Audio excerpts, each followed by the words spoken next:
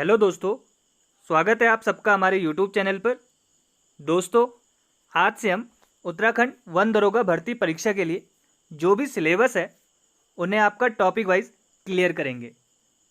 जैसे कि आपको पता ही है दोस्तों कि आपका जो वन दरोगा भर्ती परीक्षा है इसमें आपके साइंस से ही पूरे 100 के 100 क्वेश्चन पूछे जाएंगे। ठीक है, तो हम सबसे पहले फिजिक्स को कवर करेंगे। फिजिक्स के अंदर जितने भी टॉपिक आते हैं उन्हें क्लियर करेंगे। आज की वीडियो में हम मोशन यानी कि गति से संबंधित कुछ प्रश्नों को देखेंगे। इसमें से 10 प्रश्न हम आज देखेंगे, 10 प्रश्न हम अगली वीडियो पे देखेंगे। कुछ न्यूमेरिकल होंगे, कुछ थ्योरेटिकल होंगे, तो हम सब कुछ क्लियर करेंगे। आप बस प्लीज़ वीडियो को पूरा लास्ट तक देखिए। अगर आपको वीडियो पसंद आता है तो आप प्लीज़ वीडियो को लाइक कीजिए, अपने दोस्तों को शेयर कीजिए, और अभी तक चैनल को सब्सक्राइब नहीं किया तो प्लीज़ चैनल को सब्सक्राइब कर लीजिए। तो चलिए शुरू करते हैं। दोस्तों, आज के क्वेश्चन शुरू करने से पहले हमारा जो टॉपिक है आज गति, ठीक है, तो मैं आपको गति की परिभाषा बता देता हूँ। गति की जो परिभाषा है दोस्तों वो है आपकी, यदि किसी वस्तु की स्थिति समय के साथ अपनी स्थिति परिवर्तित करती है तो ये जो स्थिति परिवर्तन है ये उसकी गति कहलाती है। ठीक है, आप सिंपल सी भाषा में कह सकते हो वस्तु की स्थिति में परिवर्तन, ये आपकी गति कहलाती है। ठीक है दोस्तों, और आपको बता दूं गति के होते हैं मुख्यतः 3 प्रकार।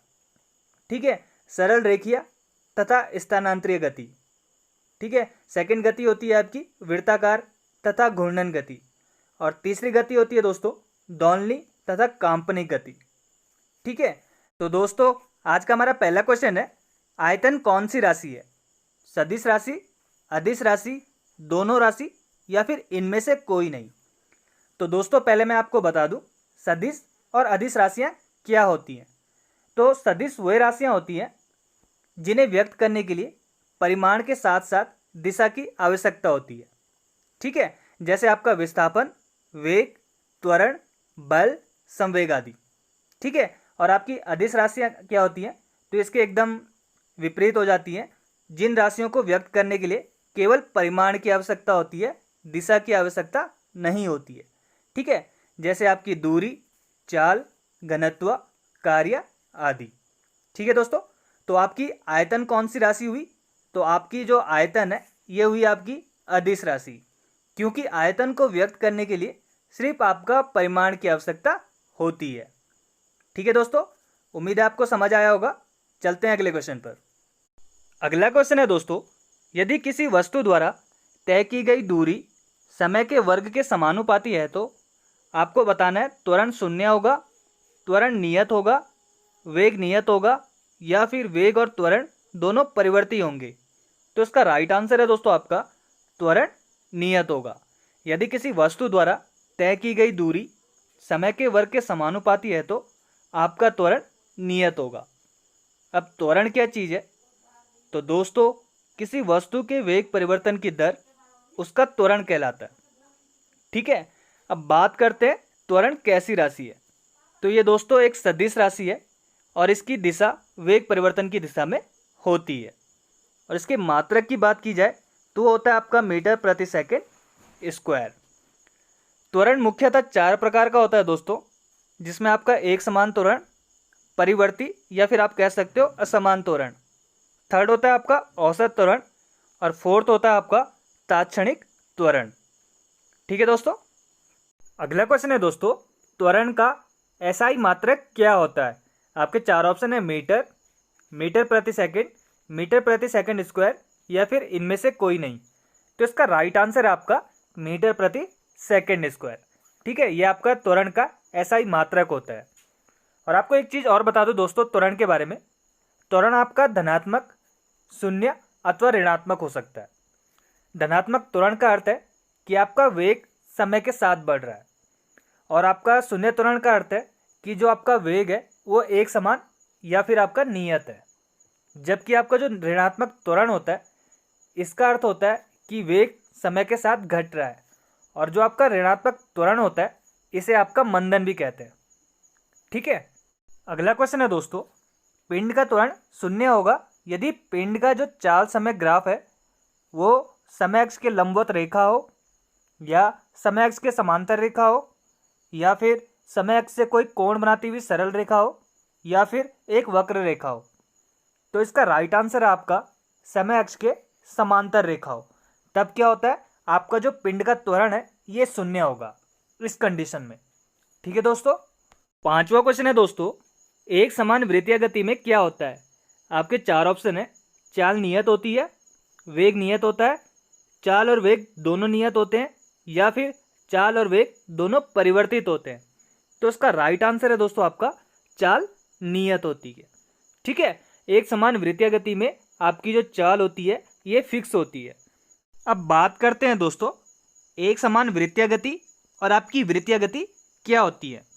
तो सबसे पहले आपको बता दूं, जो वृत्तीय गति होती है दोस्तों वो होती है जब कोई वस्तु किसी वृत्ताकार मार्ग पर गति करती है तो उसकी गति को हम कहते हैं वृत्तीय गति।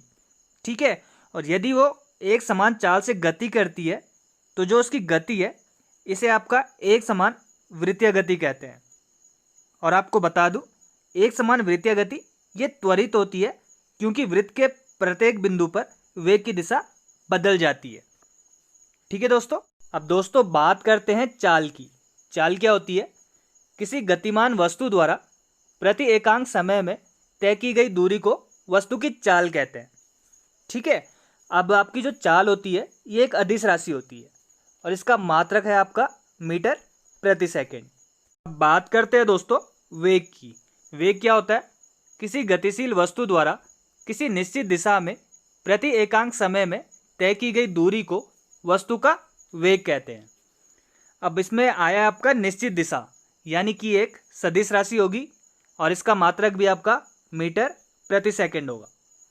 ठीक है दोस्तों, चलते हैं अगले क्वेश्चन पर। अगला क्वेश्चन है दोस्तों, एक कण त्रिज्या आर वाले वृत्ताकार मार्ग पर घूम रहा है, आधे चक्कर के बाद कण का विस्थापन क्या होगा, 0, 2r, पाई आर या फिर 2 पाई आर। तो इसका राइट आंसर होगा आपका 2r। कैसे होगा मैं आपको बता दूं, हमारे पास दो बिंदु हैं, एक है ए, एक है बी। ठीक है, इसमें दी गई है त्रिज्या आर। ठीक है, त्रिज्या आर है यानी कि इसका पूरा व्यास हो जाएगा, डबल हो जाता है तो आपका 2r हो जाएगा। ठीक है, अब कोई कण शुरू करता है वृत्ताकार मार्ग पर घूमना और वह आधे चक्कर के बाद आपका बी पॉइंट पे रुक जाता है। ठीक है, आधे चक्कर में कण बिंदु बी पर होगा, इसलिए जो उसका विस्थापन होगा ये होगा आपका 2r। ठीक है दोस्तों, चलते हैं अगले क्वेश्चन पर। अगला क्वेश्चन है दोस्तों हमारा, वेग समय ग्राफ द्वारा घेरे गए क्षेत्र से क्या ज्ञात किया जा सकता है। दूरी ज्ञात कर सकते हैं, त्वरण ज्ञात कर सकते हैं, विस्थापन या फिर चाल। तो इसका राइट आंसर है दोस्तों आपका विस्थापन। आपका वेग समय ग्राफ द्वारा हम विस्थापन ज्ञात कर सकते हैं। विस्थापन क्या होता है, तो किसी वस्तु की गति की प्रारंभिक एवं अंतिम स्थितियों के बीच की न्यूनतम दूरी, उसे कहते हैं हम विस्थापन। ठीक है दोस्तों, विस्थापन एक आपकी सदिश राशि है और इसका मात्रक होता है मीटर। ठीक है, अब बात करते हैं वेग समय ग्राफ की। दोस्तों वेग समय ग्राफ की टोटल 3 कंडीशन होती है, जिसमें पहली कंडीशन है अगर कोई वस्तु एक समान वेग से गतिमान होती है तो समय के साथ जो आपका वेग समय ग्राफ है इसकी ऊंचाई में कोई परिवर्तन नहीं होगा और ये एक्स अक्ष के समांतर एक सीधी रेखा होगी। ठीक है, ये आप देख सकते हो स्क्रीन पर। सेकंड कंडीशन है, एक समान त्वरित गति के लिए जो वेग समय ग्राफ है ये एक सरल रेखा होती है। ठीक है, ये भी आप स्क्रीन पर देख सकते हो। और तीसरी कंडीशन है, इसके अंदर भी 2 कंडीशन आती है दोस्तों। पहली कंडीशन है जब किसी वस्तु की गति में असमान त्वरण होता है, ठीक है, और उसका वेग अनियमित रूप से बदलता है, तो जो वेग समय ग्राफ है ये एक वक्र के रूप में प्राप्त होता है। ठीक है, ऐसे। सेकंड कंडीशन है असमान त्वरित गति की स्थिति में जो वेग समय ग्राफ है ये टेढ़ी मेढ़ी आकृति का भी हो सकता है। ठीक है, और दोस्तों वेग समय ग्राफ से संबंधित आपको कुछ बातें बता दूं। जो आपका वेग समय ग्राफ का ढाल है ये गतिमान वस्तु के त्वरण को प्रदर्शित करता है। सेकंड चीज, यदि ग्राफ का ढलान धनात्मक है तो आपका जो त्वरण है ये भी आपका धनात्मक होता है। यदि ग्राफ का ढलान ऋणात्मक है तो त्वरण भी आपका ऋणात्मक होगा। ठीक है दोस्तों, अगला क्वेश्चन है दोस्तों, दिए गए चाल समय ग्राफ में ग्राफ समय अक्ष के समांतर एक सरल रेखा है तब वस्तु की गति के विषय में कह सकते हैं कि एक समान गति कह सकते हो, स्थिर कह सकते हो, असमान गति कह सकते हो, या फिर एक समान त्वरण कह सकते हो। तो इसका राइट आंसर है आपका एक समान गति कह सकते हैं। ठीक है, अगर आपके पास चाल समय ग्राफ में ग्राफ समय अक्ष के समांतर एक सरल रेखा है तो तब वस्तु की जो गति होगी वो एक समान गति होती है। ठीक है दोस्तों, अगला क्वेश्चन है दोस्तों, रॉकेट किस नियम पर कार्य करता है? आपके 4 ऑप्शन है, द्रव्यमान संरक्षण नियम पर, ऊर्जा संरक्षण नियम पर, संवेग संरक्षण नियम पर, या फिर वेग संरक्षण नियम पर। तो इसका राइट आंसर है आपका संवेग संरक्षण नियम पर। पहले आपको बता दूं संवेग क्या होता है। संवेग होता है किसी गतिमान वस्तु के द्रव्यमान और आपका वेग के गुणनफल को उस वस्तु का संवेग कहते हैं। ठीक है, इसे हम P से दिखाते हैं। ठीक है, और ये आपका द्रव्यमान और वेग का गुणनफल, यानी कि जो इसका फॉर्मूला है वो है P=m×v। अब आपका संवेग संरक्षण सिद्धांत ये क्या है? एक या एक से अधिक वस्तुओं के निकाय पर कोई भारी बल नहीं लग रहा है तो उस निकाय का जो कुल संवेग है नियत रहता है, या फिर आप कह सकते हो संरक्षित रहता है। यही है आपका संवेग संरक्षण का सिद्धांत। इसके एग्जाम्पल है 2 गेंदों की टक्कर या फिर आपका रॉकेट। ठीक है दोस्तों, चलते हैं अपने नेक्स्ट क्वेश्चन पर। 10वां क्वेश्चन है दोस्तों, अश्व यदि एकाएक चलना शुरू कर दे तो अश्वारोही के गिरने की आशंका का कारण क्या होता है? जड़त्व आघूर्ण, विश्राम जड़त्व, गति का तीसरा नियम, या फिर द्रव्यमान संरक्षण का नियम। तो इसका राइट आंसर है दोस्तों आपका विश्राम का जड़त्व। ठीक है, आपका यदि अश्व एकाएक चलना शुरू कर दे और आपका अश्वारोही गिर जाए तो उसका कारण है विश्राम का जड़त्व। अब जड़त्व क्या होता है? तो किसी वस्तु का वो गुण जो उसकी गति की अवस्था में किसी भी प्रकार के परिवर्तन का विरोध करता है, ये कहलाता है आपका जड़त्व। 3 प्रकार का जड़त्व होता है दोस्तों। पहला होता है विराम का जड़त्व, गति का जड़त्व और आपका दिशा का जड़त्व। विराम का जो जड़त्व होता है उसमें किसी वस्तु का वो गुण जिसके कारण वो अपनी विराम अवस्था में परिवर्तन करने में असमर्थ रहता है। सेकंड होता है गति का जड़त्व, किसी वस्तु का वो गुण जिसके कारण वो अपनी गति की अवस्था में परिवर्तन करने में असमर्थ रहता है, गति का जड़त्व कहलाता है। और लास्ट है आपका दिशा का जड़त्व। ठीक है, किसी वस्तु का वो गुण जिसके कारण वो अपनी दिशा में परिवर्तन करने में असमर्थ रहता है, दिशा का जड़त्व कहलाता है। ठीक है दोस्तों, उम्मीद है आप अच्छे से समझ गए होंगे। तो आज की वीडियो में बस इतना ही दोस्तों। आपसे जल्दी मिलेंगे एक और वीडियो के साथ जिसमें हम गति के ऊपर और 10 क्वेश्चन करेंगे, उसमें से कुछ न्यूमेरिकल क्वेश्चन भी करेंगे।